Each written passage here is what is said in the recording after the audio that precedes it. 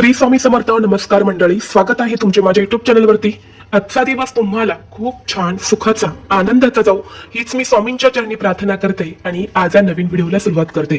उद्या 18 जून 2026 वार गुरुवार आणि या दिवशी आलेला आहे 2026 मधला शेवटचा गुरु पुष्यमृत योग. गुरु पुष्यमृत योग म्हणजे गुरुवारच्या दिवशी पुष्य नक्षत्र येणे म्हणजे गुरुवार आणि पुष्य नक्षत्र यांचा योग. आणि आपल्या ज्योतिषशास्त्रामध्ये हा योग सर्वात शुभ योग म्हणून ओळखला जातो. गुरु पुष्यमृत योग गुरुवारी येणे हा दुर्मिळ योग आहे आणि हा दुर्मिळ योग वारंवार निर्माण होत नाही.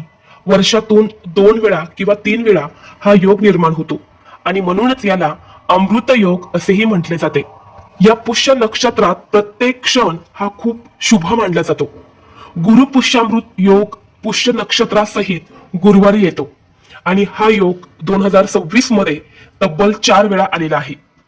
आणि उद्या 18 जूनला हा शेवटचा योग असणार आहे. कुठल्याही शुभ कार्यासाठी हा योग खूप शुभ, महत्वाचा आणि पवित्र मानला जातो. या मुहूर्ताला आपण सर्व शुभ कार्याला सुरुवात करत असतो, जसे की गृहप्रवेश असेल, सोने व चांदी या धातूंची खरेदी असेल, मालमत्ता आणि इतर गुंतवणूक खरेदी किंवा एखादा नवीन छोटा मोठा उद्योग व्यवसाय सुरू करणे आणि सर्वात महत्वाचे म्हणजे या योगावर केलेली गुरुसेवा, गुरुभक्तीचे फळ हे आपल्याला अमाप पटीने मिळत असते. आणि म्हणूनच या दिवशी गुरुमंत्र किंवा गुरूंचे नामस्मरण करणे, पारायण केल्याने ते भक्तांना अत्यंत लाभदायक ठरते. आणि मंडळी, तुम्हाला माहित आहे का, गुरु पुष्यमृत योग हा असा दिवस आहे की अशुभतेपासून वाचवण्यासाठी हा योग सर्वश्रेष्ठ मानला जातो. आणि म्हणून या दिवशी आपण जी काही सेवा करतो किंवा जो काही एखादा प्रभावी उपाय करतो त्याचं फळ हे आपल्याला प्राप्त होतेच. नक्कीच त्या उपायातून आपल्याला काहीतरी शुभ फळ जे आहे तर ते मिळत असतं.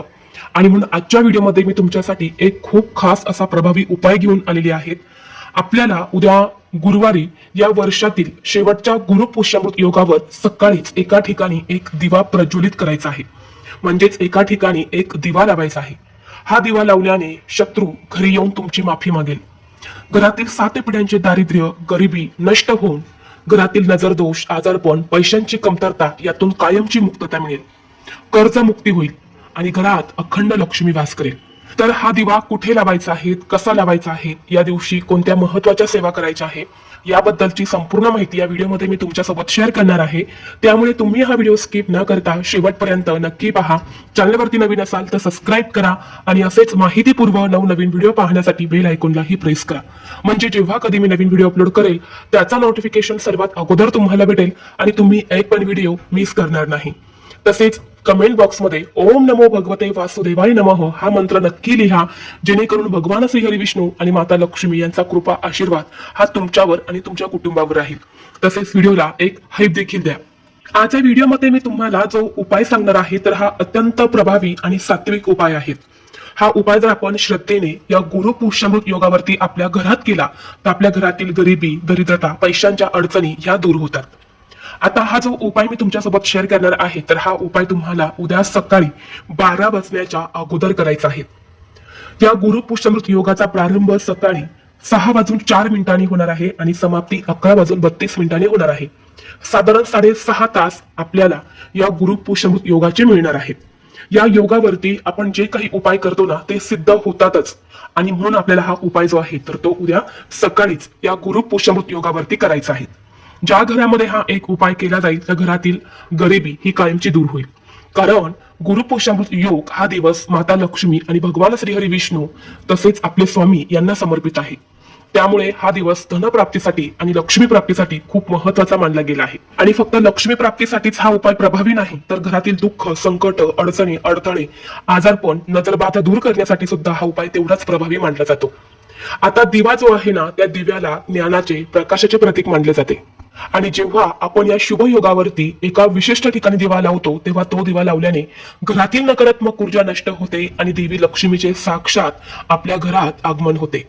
आणि म्हणून जर तुमच्या घरामध्ये सतत पैशांच्या अडचणी येत असतील, सतत तुम्हाला इतरांकडून उसने पैसे घेण्याची वेळ येत असेल किंवा तुमच्यावरती एखादं कर्ज आहे, घराचं, जमिनीचं किंवा इतर कोणत्याही गोष्टीचं कर्ज तुमच्यावरती असेल आणि त्या कर्जातून तुम्हाला लवकरात लवकर मुक्त व्हायचं असेल पण बऱ्याच वेळा आपण कर्जमुक्तीसाठी प्रयत्न सुद्धा करत असतो, परंतु योग्य मार्ग मिळत नाही, हवा तसा पैसा मिळत नाही, कष्टाला यश मिळत नाही आणि म्हणून आपल्यावरचं कर्ज हे वाढतच जातं. तर आपल्या कष्टाला नशिबाची साथ मिळावी आणि कर्जमुक्ती व्हावी यासाठी सुद्धा हा उपाय तेवढाच प्रभावी मानला जातो. आता मी असं म्हणणार नाही की तुम्ही फक्त हा दिवा लावला आणि लगेच तुमचे कर्ज संपले, असं तर होणार नाही. त्यासाठी आपल्याला कष्ट, प्रयत्न आणि मेहनत ही तर करावीच लागणार आहे. पण त्या कष्टाला यश मिळणं सुद्धा हे तेवढंच महत्वाचं आहे. प्रयत्नांना यश मिळणं हे सुद्धा तेवढंच महत्वाचं असतं आणि म्हणून आपल्याला हा उपाय जो आहे तर तो करायचा आहे. त्याचबरोबर हा उपाय केल्याने घरात सुख, शांती, समृद्धी नांदू लागते. घरातील वादविवाद, क्लेश हे सुद्धा दूर होतात. आता हा उपाय कशा पद्धतीने करायचा आहे हे आपण जाणून घेऊया. उपाय करण्यासाठी सर्वप्रथम उद्या सकाळी लवकर उठायचं आहे. 6 वाजण्याच्या अगोदर स्वच्छ स्नान करून घ्या. अंघोळीच्या पाण्यामध्ये छान अशी थोडीशी हळद टाकायची आहे, थोडंसं गोमूत्र टाकायचं आहे आणि त्या पाण्याने स्नान करायचं आहे. आता या दिवशी बघा, जर आपण अंघोळीच्या पाण्यामध्ये हळद टाकून स्नान केले ना, तर आपल्या कुंडलीतला गुरुग्रह हा मजबूत होतो. त्यामुळे हळद टाकून स्नान करायचे आहे. अगदी लहान मुलांच्या अंघोळीच्या पाण्यामध्ये सुद्धा हळद टाकायची आहे. यानंतर देवघरातील देवांची विधिवत पूजा अर्चा करून घ्यायची आहेत. देवघरातील वातावरण धूप, दीप, अगरबत्ती लावून प्रसन्न करा. जर भगवान विष्णूंची मूर्ती असेल तर मूर्तीवरती अभिषेक करा. स्वामींची मूर्ती असेल तर त्याच्यावरती सुद्धा अभिषेक करायचा आहे. फोटो असतील तर स्वच्छ पुसून काढायचे आहे आणि यानंतर तुम्हाला हा उपाय करायचा आहे. जेव्हा आपण घरातील देवतांची पूजा करतो ना, तेव्हा देवी देवता प्रसन्न होतात आणि यानंतर आपण काही प्रभावी उपाय केले तर नक्कीच त्यांच्या कृपेने त्या उपायाचं आपल्याला फळ जे आहे तर ते मिळत असतं. आता उपाय करण्यासाठी तुम्हाला एक मातीचा दिवा घ्यायचा आहे.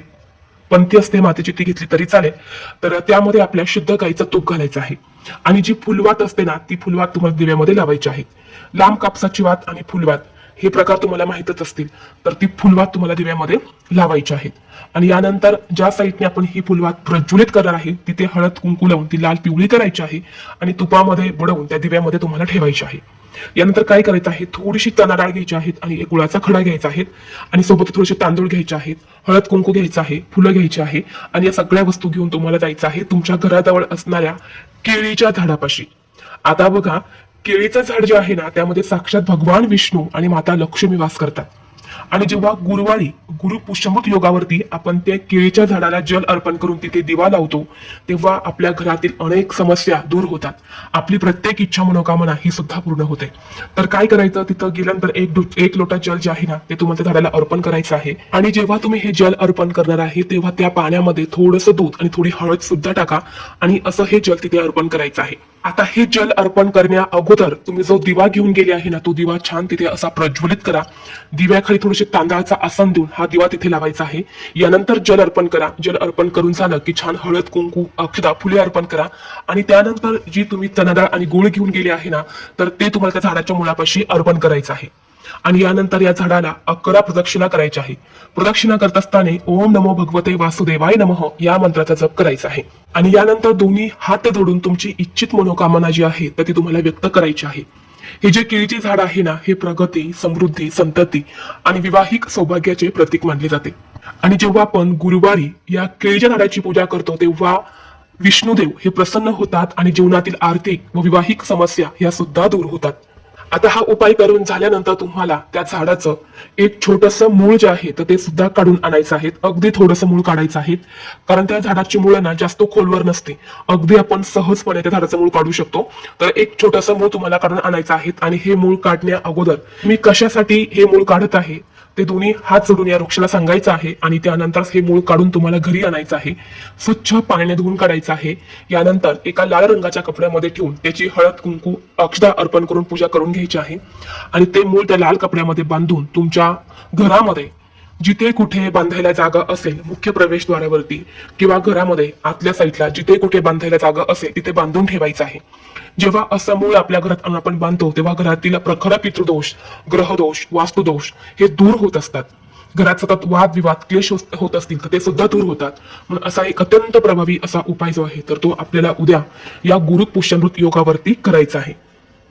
त्याचबरोबर या दिवशी भगवान श्री हरी विष्णू यांना केळी जी आहे तर ती नक्की अर्पण करायची आहे आणि या दिवशी प्रत्येकाने एकतरी केळीचं सेवन जे आहे तर ते करायचंच आहे. या दिवशी बघा, पिवळ्या पदार्थांचं सेवन केल्याने अनेक फायदे जे आहेत तर ते आपल्याला होत असतात. आता जर तुमच्या घराजवळ केळीचं झाड नसेल, मग हा दिवा कुठे लावायचा, तर हा दिवा आपल्याला तुळशीपाशी लावायचा आहे. जो काही विधी मी तुम्हाला सांगितल्या, ज्या काही वस्तू मी तुम्हाला सांगितल्या, तर त्या सर्व वस्तू मला या तुळशीच्या झाडाला अर्पण करायच्या आहेत आणि तिथेच प्रदक्षिणा करून आपली इच्छित मनोकामना व्यक्त करायची आहे.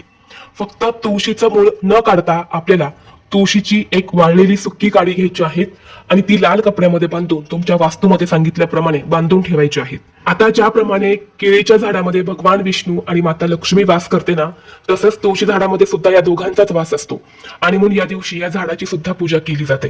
जर तुमच्या घरामध्ये सुतक असेल तर तुम्हाला कोणताही उपाय, पूजा, सेवा ही करता येणार नाही. तर ही अत्यंत महत्वाची माहिती मला तुमच्यापर्यंत शेअर करायची होती. व्हिडिओ तुम्हाला आवडला तर लाईक करा, चॅनलवरती नवीन असाल तर सबस्क्राईब करा आणि हा व्हिडिओ आपल्या मित्रपरिवारासोबत जास्तीत जास्त शेअर करा. चला तर मग भेटू असंच पुढल्या एका नवीन व्हिडिओमध्ये. तोपर्यंत सर्वांना श्री स्वामी समर्थ.